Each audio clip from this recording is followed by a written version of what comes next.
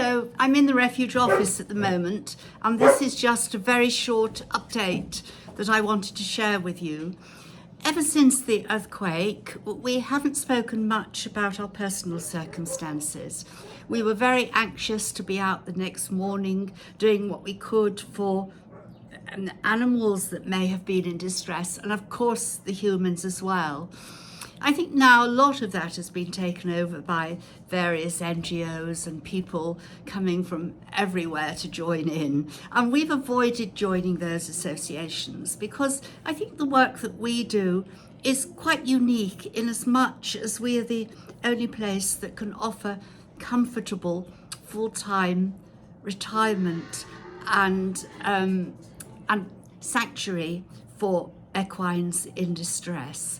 We're not just dumping them in a field and trying our best to look after them. We now have quite a sophisticated network here, and I think that's very important. And we also feel very strongly that we have an incredible link with the Berbers. Of course, I'm not Moroccan, I'm English, but we have grown closer and closer to the Berber community since we have been here. Now, the reality is that our villa, which is a very modern villa, was quite badly damaged.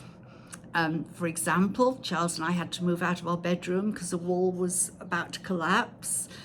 Many of our pillars holding the villa up appeared to be quite badly damaged. But the builder who built that villa for us, long before we had the refuge, built it to earthquake standards. And he has been to see it, and it is perfectly safe.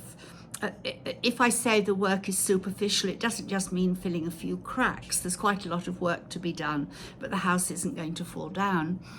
And when it was built, we were so lucky and privileged to have the builder that we had. He's a Berber man through and through. And he's done work for the royal family, I understand, but more importantly, he's done the restoration on the Koutoubia Mosque in Marrakesh. Moroccans may well have seen him on television talking about that. He's a very gifted, skilled man, and he's a civil engineer as well, which is why we were able to landscape the land in the way that we did, to preserve the land, and from our point of view, we preserved the Shabba. Well, he's now retired, and his son has taken over the business, and he came to see us this week, but he brought his father with him, and we were over the moon. We hadn't seen him for 10 years. It was such a joy to see this man who is so well respected and so enshrined in the Berber tradition. And he was very interested to see that what we had done, and he seemed to give the impression he was very proud of what we had done for Morocco, because really we took a lot of work away from him because we were to build a hotel and 3 more villas, and he didn't get that work in the end. We built a refuge instead, but he was obviously thrilled with that. And he said something very important. He said, "This land has a most wonderful feeling about it." He used the Berber word for karma, but that's what he meant. He said it is a joyous place, it's quite a godlike place, and whatever happens here is just wonderful. And he was able, during the time he was touring the house, he had an old Berber little silver ball on a thread, and he could hold it, and for him, that gave him the feelings of karma in each room. And it was quite a moving visit. And we were just so pleased to have the person who had built our original villa, had landscaped the land, put a lot of the infrastructure in terms of the waterways, he'd overseen the electricity. And it was just so wonderful to have him back.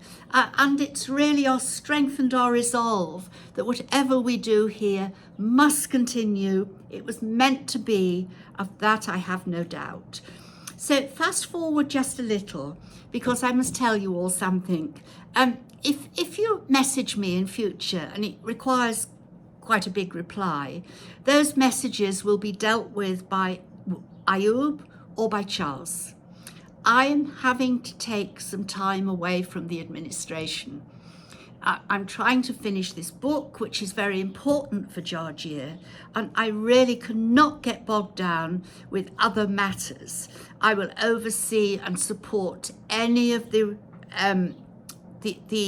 relief work that's being done. I'm 100% with it, but we have to spread the work a little more evenly now. This is not my project. This belongs to the men who work with me. And now 2 women are working with us as well. We've always had one who's helped in the house and helped me clean. We now have 2. And those of you who are in Marrakesh, the cafe is open if you want to come. So you're all very welcome. And we look forward with enthusiasm to the next year. And here's to Morocco. Every inch of us, every fibre of our being is embedded here in Morocco. We respect the country, we respect the king, we respect the government, and we will do everything we can to continue to make it a better place for everyone who lives here. So bye for now.